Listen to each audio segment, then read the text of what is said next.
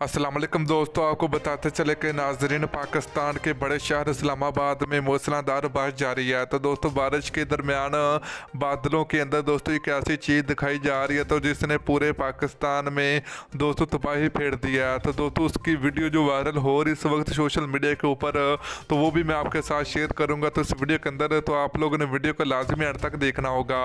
तो दोस्तों उससे पहले अगर आपने अभी तक इस वीडियो को लाइक नहीं किया तो वीडियो को लाइक करें, चैनल को सब्सक्राइब करें, बेल आइकन जरूर इनेबल करें ताकि आप लोगों को मजीद वीडियो का नोटिफिकेशन मिलता रहेगा।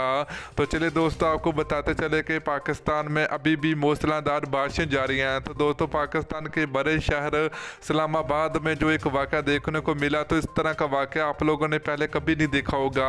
तो दोस्तों इस्लामाबाद में बादलों के दरमियान एक ऐसी चीज़ दोस्तों नज़र आई है जिसकी वीडियो जो कि हर सोशल मीडिया के ऊपर वायरल हो रही है। तो आप लोग नीचे कमेंट करके ज़रूर बताएं कि ये ऐसी कौन सी चीज़ है। तो ये आप स्क्रीन के ऊपर देख सकते हैं।